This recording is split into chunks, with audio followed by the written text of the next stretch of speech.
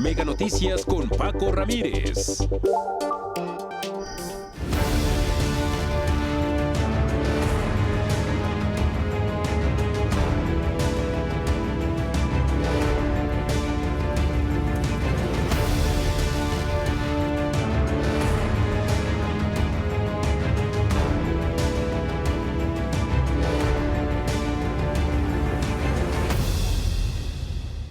Te cobro el 15 y te exporto libre de aranceles. ¡Ja! No le pierden. Es lo que Trump firmó con Europa, un acuerdo desigual disfrazado de tratado. ¿Será ese el camino para México? Se acerca el 1 de agosto, el próximo viernes, y la amenaza de arancel del 30% a nuestros productos. ¿A todos o solo a los que no cumplen con el TEMEC? Nadie lo sabe. Lo que sí está claro es que estamos ante un huracán arancelario y pareciera que ni las manos vamos a meter. El problema no es solo el golpe inmediato a nuestras exportaciones. Estados Unidos está investigando a México y sus productos por temas de seguridad nacional, o es pretexto comercial.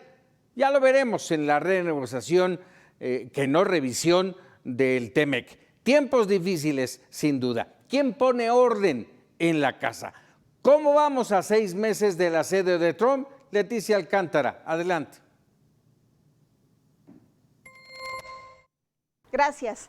A 6 meses de una guerra arancelaria iniciada por el presidente Donald Trump, una guerra que ha incluido amenazas que pasan por encima del tratado comercial entre México, Estados Unidos y Canadá, y en vísperas de que entren en vigor los aranceles de 30% a partir del 1 de agosto, nuestro país ha salido bien librado, pues la afectación hasta ahora no ha sido de grandes dimensiones. La guerra inició en febrero con el anuncio de aranceles de 25% para todos los bienes fuera del TEMEC, el cual ahora pretende escalar a 30%. De acuerdo con el grupo financiero Base, en mayo de 2025, el 83% de las importaciones hacia Estados Unidos estuvieron libres de arancel, mientras que el 16% sí lo pagaron.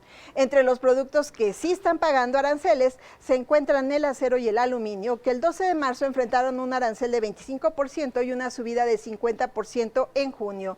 En mayo, estos productos pagaron un arancel de $6 millones por entrar a territorio estadounidense, lo que representó la mayor parte de los productos que tuvieron que pagar aranceles, de acuerdo con datos del Departamento de Comercio de Estados Unidos.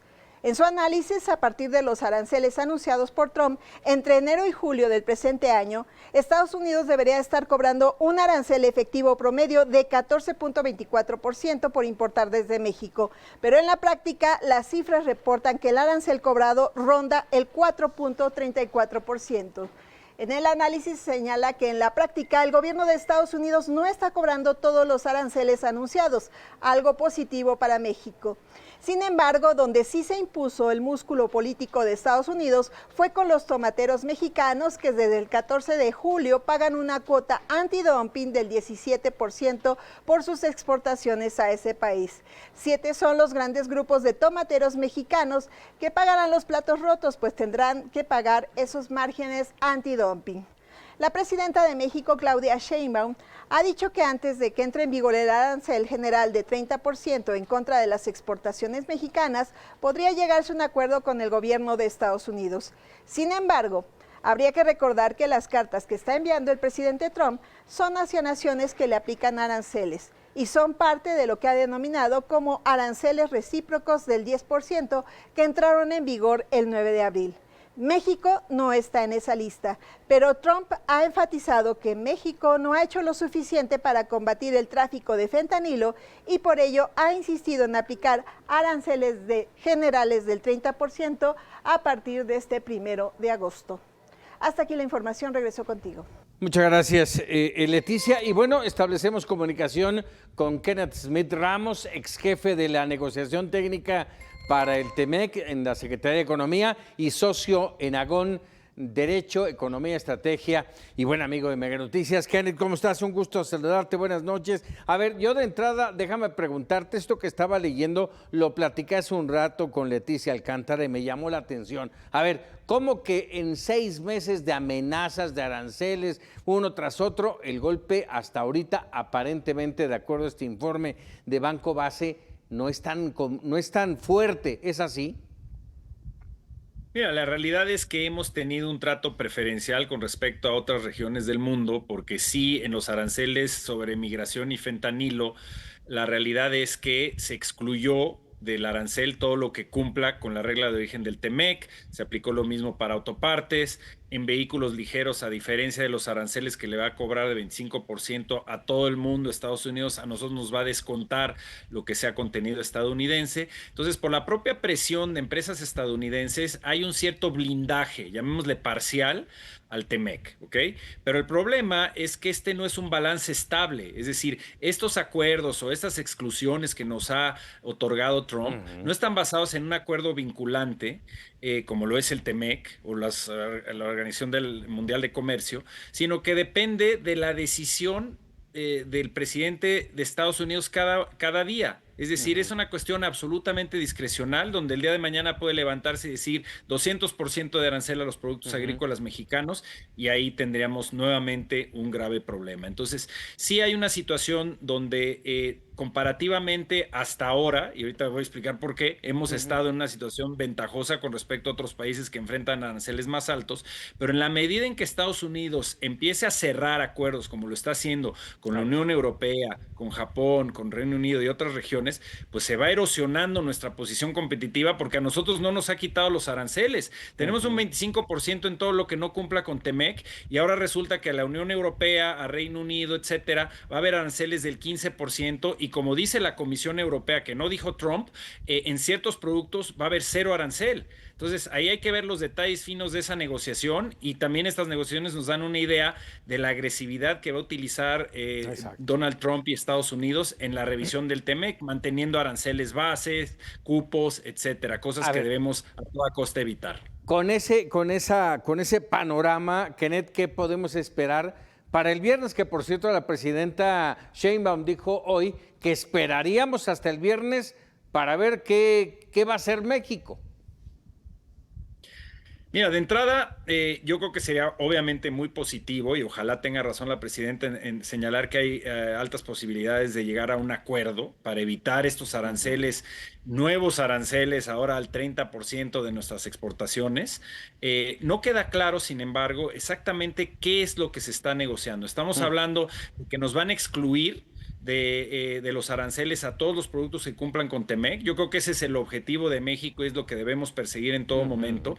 Y hay que entender que depende de cómo quede esta negociación arancelaria, va a impactar la revisión del TEMEC en 2026. Un ejemplo muy claro: si para salir de esta, por así llamarle, ratonera de aranceles en materia de acero y aluminio, por ejemplo, México acepta cupos, es decir, límites cuantitativos a lo que podemos exportar a Estados Unidos, lo cual no se permite en el TEMEC. En el TEMEC tenemos negociado libre comercio por completo, pero si ahorita para salir de la situación de los aranceles empezamos a aceptar cupos o limitantes o ciertas barreras arancelarias o no arancelarias, Estados Unidos puede llegar a principios del próximo año en la revisión del TEMEC a decir: esto ya es un hecho aceptado, México aceptó cupos, aceptó aranceles, y por lo tanto ya no hay libre comercio en América del Norte. La discusión sobre el futuro del TEMEC empieza a partir de los aranceles ya impuestos, mientras que México debe insistir a toda costa que se respete lo que negociamos, porque ya pagamos por ese acceso a Estados Unidos, dando concesiones para obtener acceso irrestricto a Estados Unidos. No se vale que ahora